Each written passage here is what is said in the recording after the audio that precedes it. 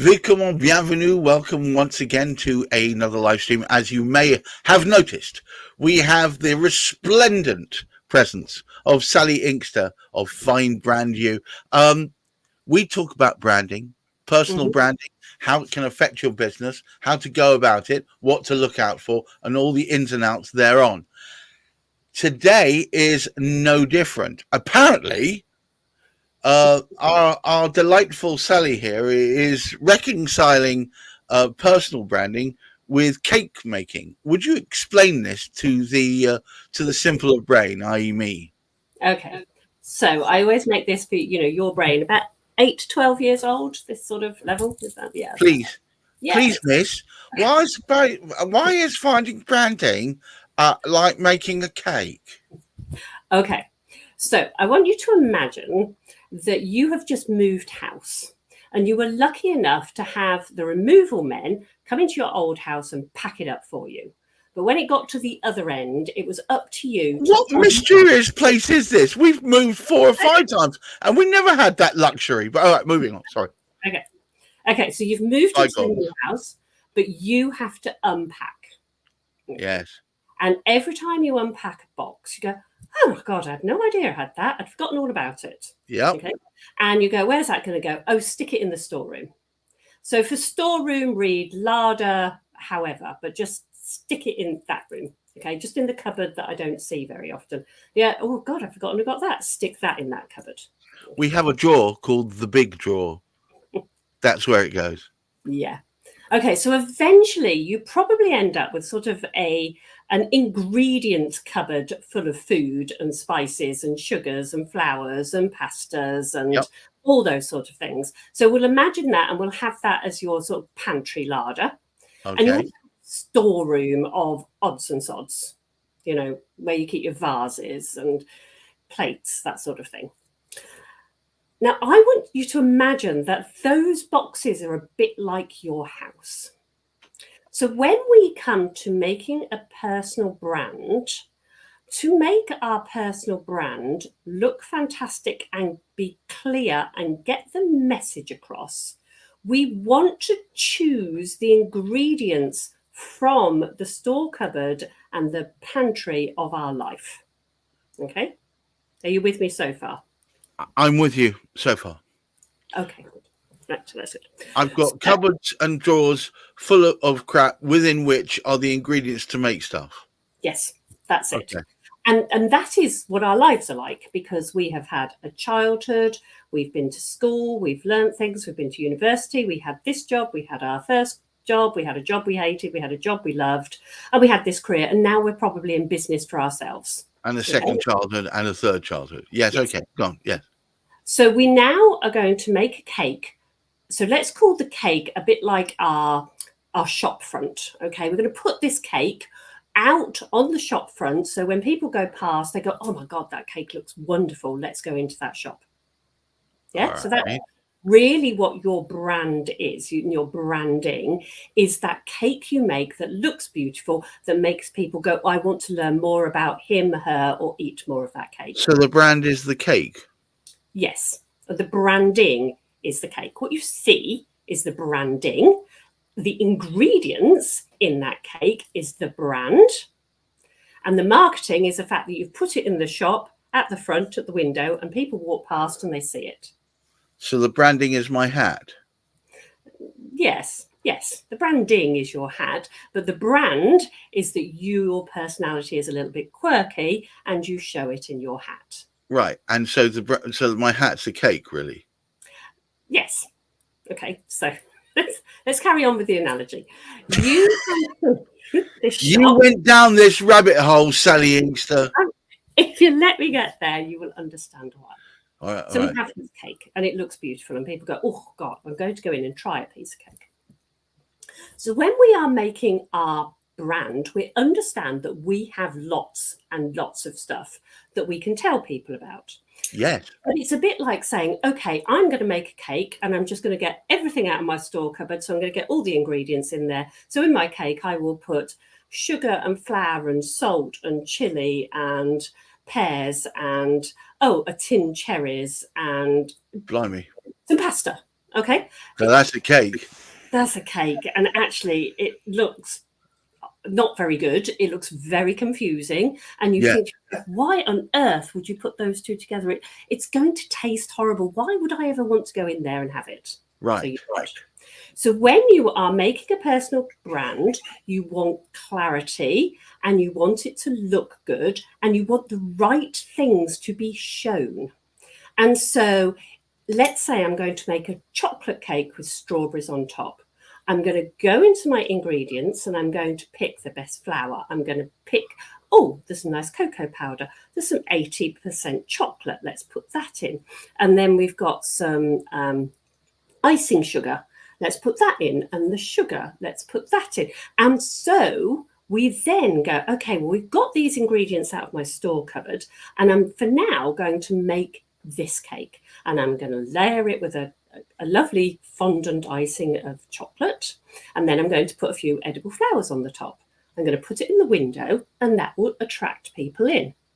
And when people come in, they go, oh, I love the chocolate cake, but do you do any others? And you say, do you know, there is so much else I can make. Would you like a lemon drizzle cake? Or would you like a tuna pasta? What would you like? And then they go, ah, right, okay. So I'm sort of getting it now. All right. So the cake on the outside is a more come to me cake. Yes. And then once you're through the doors, you say, yeah, like this cake, boy, you gonna like these. Okay. So the cake on the outside, I guess it doesn't have to have all the facets of all the. I'm really labouring this cake metaphor. Well, it does, because you can't make a cake unless you have all the important ingredients. Right. Okay. You can't. I mean, you can make a cake without eggs, but let's not go too far. Well, let's not go there, please. Yeah. To make a cake, you have to have cake making ingredients. Right. Okay? You're not going to make a cake with pasta. All right. You're going to make a cake with cake making ingredients. So those are the things that need to go into it. But you could also say, well, actually, because I'm making this cake, but also I have this really wonderful cake stand in my store cupboard. So I could bring this cake stand out and put that cake on my cake stand, because that's another thing that I know people out there would like to see, because it gives the cake a bit of height, and then smaller people or taller people will be able to see it. And I can put that into my personal brand as well, because your personal brand is to show people who you are and what you're made of, really. And that's what a cake does. Once they come to you, then they can start learning more things about you, and learning that in your store cupboard, you have lots of other things that you can do. You can help with them. You can make for them. Right. Okay. You ask me questions now, because you still sound a little confused. No. I'm beginning to get it. I'm just trying to see how it would apply to everyone, because there's some general principles here, aren't there? Oh, there are. You can do it in a career. Even if you're a career person and you want to go for that top job or the next level up, okay? And the next level up want managerial skills. Now, in your store cupboard, 5 years ago, you remember that you had organised a team building, and you had to run the whole weekend, blah, blah, blah, blah, blah, blah, blah. And you had put in so many managerial skills during that time, but it'd been sitting in your store cupboard. And you think, because this is where I want to go, putting that into my cake would be a really good idea. Well, it would be at least to show on the outside surface of the cake that you have that facet. Exactly. So this very confusing cake made out of everything but not pasta is there to draw people in, but not necessarily tell the whole story, right? Yeah. You can't tell the story. You can't tell the whole story in one sentence, in a bit of. I see a lot of people try to. A lot of networking events, they spill their entire life story. By the end, you're thinking, well, you seem like you can do a little bit of something, but I'm not entirely sure what it is you can do to help me. Exactly. I suppose. So is it about making it so that it's very clear at least what neck of the woods you're from, what you're about. To make it very clear that it's a chocolate cake, or it's a lemon cake, or it's Right, a right. Now, the other really important thing is that when they come in, you're going to have samples of that cake. And when they taste that cake, it has got to taste delicious. It's no good just looking good. Yeah, it's going to taste as good as the story it's selling, right? Exactly. And if you can get it, I'm glad you like it. That's good. No, it's great. It's good. It's good. Actually, I've never heard it. It's making me hungry. You've But never heard of it because I made it up. So okay. Copyright Sally Inkster. But so the thing is, see, the thing. If I'm going to take this, I'm going to run with this. I shouldn't run with a cake, but okay, I'm going to run with this analogy. Yep. Which is the outside surface of the cake, which is the bit that attracts you in. Yes. Might look amazing. In fact, there used to be a Polish bakery. I don't think it's all Polish bakery. This particular Polish bakery. The cakes used to be almost day glow colours and just amazing. But when you tasted them, they just tasted bland. Yeah, so you've got to make sure that the inside continues the story that the outside's selling, right? Yes. Because if it looked like a chocolate cake on the inside, okay, and then you cut into it, had a mouthful, and it was macaroni cheese. Yeah.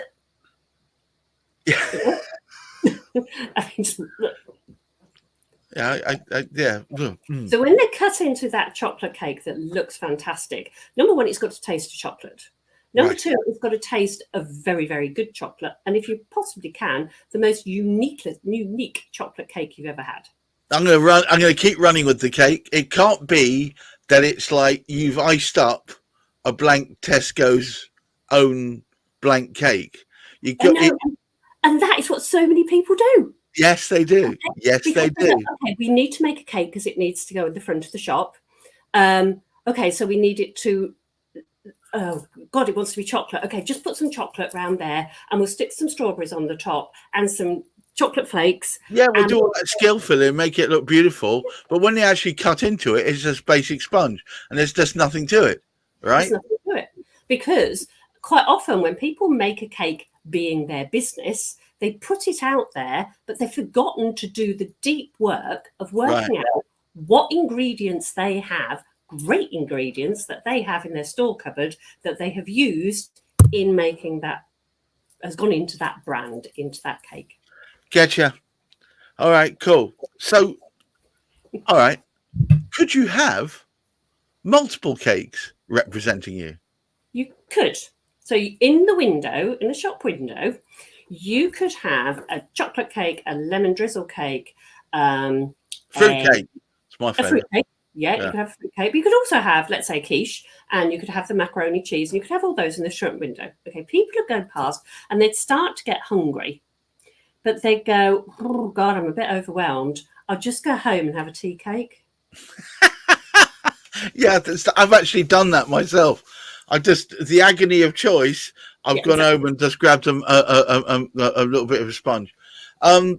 So, are you saying from that you can create overwhelm if you give too many choices up front? Yes, absolutely. Because as humans, we don't cope with choices very well. We have to make a decision. We're not very good at making decisions. Yeah. I think we're best at when the decisions are binary. If they're worse than binary, then we could get stuck in the agony of choice. Exactly. And we all know that, if you're going to sell something, you can sell 3 of it, but people will always buy the middle one. So you're not really giving them a choice because they'll always go for the middle. So I have a bronze, silver, and a gold option, and most people buy the silver. Yeah, they do. Yeah, most people buy the silver. So again, you're sort of not giving them choice because they know they're going to go for the middle one because it's going to be too expensive, and the bottom one isn't. That they're worth more than that, so they'll go for the middle one. So that's neuroscience and psychology come into that as well. Right. And being a great chef comes into this whole, Yeah, but the thing about being a great chef, I think, is that it's not just superficial. Oh no. The story, and it's not just that; it almost wants to be better on the inside than you thought it might be just from looking on the outside. Exactly. Because the other thing that is in that cake from the baker or the chef or whatever it is passion, is absolute love and passion and belief that their cake is superb. You need to come in and try it. And I want you to try it so much. I'm going to give you a little bit free. And when you understand how superb my chocolate cake tastes, you're going to want to take the whole one round home to share with your family. So, ladies and gentlemen, after that cake-filled show there, thank you, Sally Inkster. I am going to go straight out and buy myself some chocolate cake, which is probably not good for my diet, but I'm really hungry now. It turns out that making a cake is very much like building a brand. You've got to make sure that the outside shouts all about it, and so does the inside. Who knew? Thank you very much, Sally. If I sounded confused at the beginning of that, I was, but by the end of it, I'm pretty straightened out, I think. And if I can understand it, I am hoping that all of you do too. Thank you so much, Sally, for that. For all the rest of you watching, remember, keep your feet on the ground, but keep reaching for the stars. Finding your brand can be really fundamental in you understanding where your goodness lies, because it's not just going to be on the outside, it's going to be on the inside too. And on that bombshell, I wish you all a good night, and remember, look after that mental health. Bye-bye now. Take care.